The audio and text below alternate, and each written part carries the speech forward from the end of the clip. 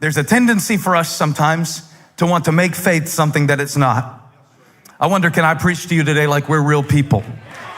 It may be that people outside of the faith sometimes get the wrong idea about the nature of faith, and they think that faith is chiefly a matter of imagination. So people who have faith have really good ability to suspend their disbelief and think about this world that doesn't really exist. But faith for me is not a matter of imagination, it's a matter of interpretation. What I mean by that is, for me, faith is not a denial of reality, but it is a deeper reality than the reality that I see that governs the way that I live. This is the essence of faith in Mark's gospel. It is always a demonstration. It is not always visible, but just because you can't see it doesn't mean it isn't real. And isn't it powerful and profound that the greatest demonstration of God's power came in the moment when Jesus wasn't there? The greatest demonstration of God's power was his absence in the place where the women looked for him. Touch the person next to you and say, it can't end like this. It can't end like this. And sometimes our faith leaves us at a place of frustration. The atmosphere of this text in Mark chapter 16 is an atmosphere of frustration, specifically for these women. And I wanted to call this message Hidden Figures, but I figured only one movie reference per Easter sermon. And so I had remarkable restraint not to call the sermon Hidden Figures about Mary Magdalene and Mary and Salome. Looking for a baby name, consider Salome. They bought spices. Now remember, Peter in the garden drew a sword because he had strength as long as he was in control of the outcome. But if you look on Sunday morning, Jesus has been dead now for 3 days, according to the Jewish way of counting days. And these women, they didn't draw swords in the garden. They had a different kind of strength. These Spice Girls, watch out, had the kind of quiet strength that would enable them, even in the midst of disappointment, to still go to the place where their dream died and do the best they could with what they had. Notice who is missing in the text. It's not only Jesus who's missing in the text. He was expected to be in the grave and he wasn't there. But where is Peter? Where is Peter waving his sword and talking so loud? Have you ever noticed how sometimes the loudest people aren't the most loyal? I noticed it at a Panthers game. There was a lady in front of me. She was so loud, she was gone in the third quarter too. Because sometimes the people who are the loudest are not the most loyal. That's a dating seminar and it's Easter. I'm giving you bonus material. Where's Peter? This is what the women are trying to figure out, because the men who should have been with them to help them move the stone away. Remember, it's much easier to roll the stone that is at the mouth of this cave, which we call a tomb, but it was more like a cave. And Mark points out a detail. He says, it was a very heavy stone, so we can't do this by ourselves. And upon realizing that we've got the spices, watch this, but we don't have the strength to roll the stone away, I think it's an indictment on the men. I think it is an indictment on the 11 disciples. I thought there were 12. Judas is dead. It's already a different thing for him. He's already gone. He couldn't hang on. He couldn't face himself after it. And Peter, well, Peter, who's going to preach in 50 days on the day of Pentecost, is so disappointed that he can't potentially show his face. Or maybe he doesn't want to venture out into the darkness and risk greater disappointment.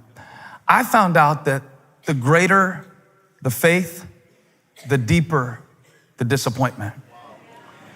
When you really believe in something, and this is why some of you don't expect much out of life anymore, it is your defense mechanism against disappointment. Because if you don't venture out, you don't have to be vulnerable. Hope is very vulnerable. Faith is very fragile. It puts you in a place where you're actually expecting something. And as Peter stood there considering the cost of discipleship in the shadow of the cross,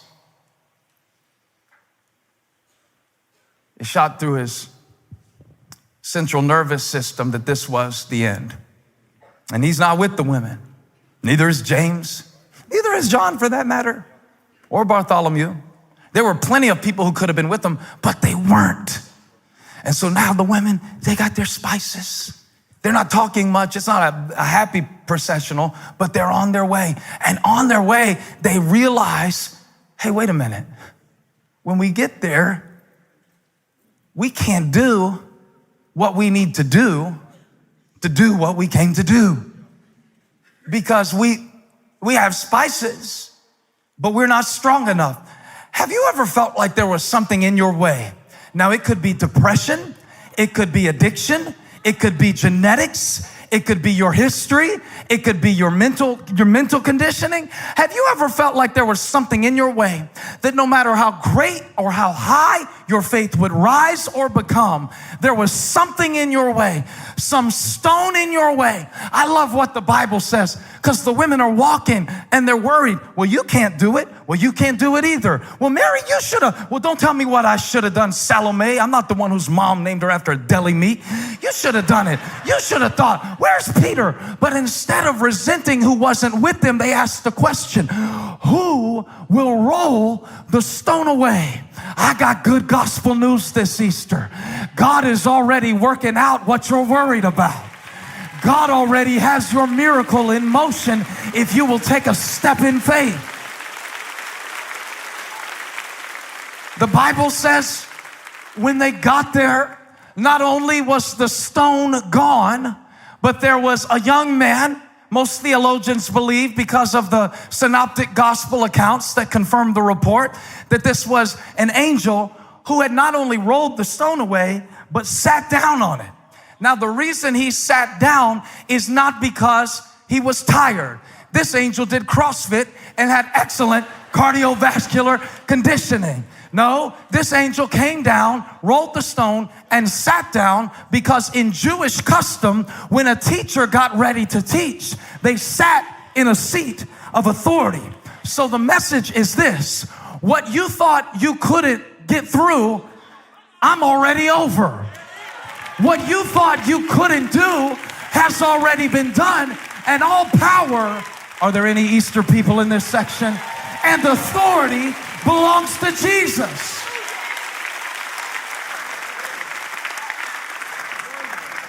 And I believe stones still roll. I believe God is working on what you're worried about. Why would you stay up late crying about? See, we don't understand a lot of times what's happening as we're walking. What's happening as we're walking. Matthew gives us a detail that Mark omitted, because he said that at some point while these women between 3 and 6 a.m. in the darkness of despair, doubt, and disappointment, this is the atmosphere of the text, and in their great frustration because of their lack of strength and ability, while they were walking, God was working. While they were walking, God was working. Watch the second verse of the last chapter of Matthew. It's a different ending.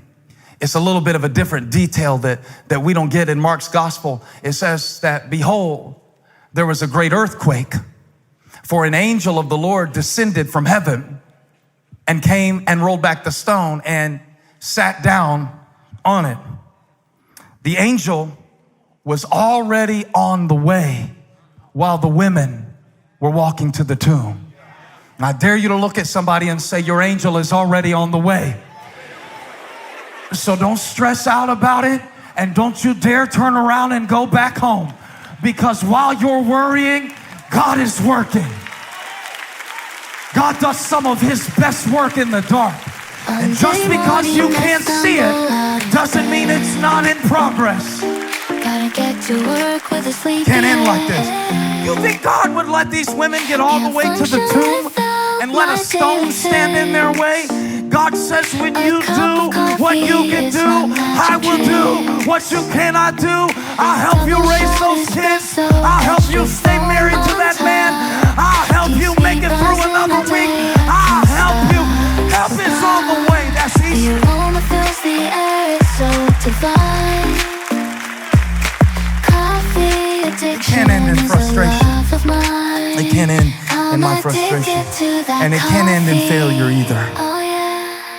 It can't end in frustration. It can't end in failure. Rudy can't lose. Touch somebody, say it can't end like this. See, when you know the director, you have a pretty good sense of how the film is going to end. God, I wish somebody came to help me preach and not just look at me today. When you know who made the movie, when you know how it ends, when Jesus sat down with Peter, he said, you're going to fail. You're gonna deny me not once, not twice, but check out this King James English, thrice. By the time the rooster crows, but don't worry about it, Peter. I've got a job for you to do on the other side of failure. When the angel said, I'm gonna meet you in Galilee, it was more than a geographical arrangement. It was a statement of mission. For many of you remember that Galilee was the place where Jesus did most of his miracles. It was the place where he first called Peter. It was the Sea of Galilee where Peter took Jesus all around to preach and heal and deliver. So when the angel said, your story can't end here, turn around and go tell the disciples that I will meet them in Galilee, he was saying in effect, this can't end in a grave because there's something more that I want to do. Meet me in Galilee. Now that's good news all on its own. For you to know that God is not through with you. For you to know that if the devil could have killed you, he would have by now. For you to know that the testimony of your purpose is the very fact of your survival. The fact that you're still here. Well, that's a reason to celebrate. I think this is my favorite Easter message I've ever studied. Because of two words. Go tell his disciples, verse 7, please. And Peter. That hit me hard. That the one who disappointed Jesus the most deeply was the one he singled out by name for redemption. And it gives me this hope that maybe my name can go there too.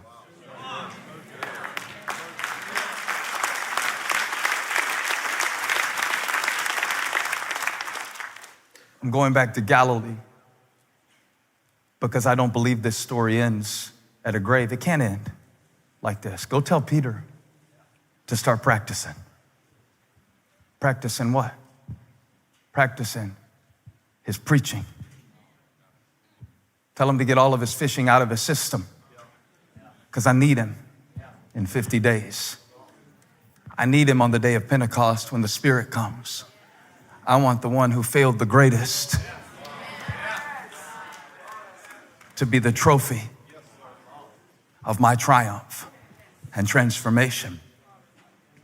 And there is someone here who is standing over a grave of your own failure today, not realizing that resurrection is an expectation that allows you to experience life not through the lens of your failure, but through the lens of grace.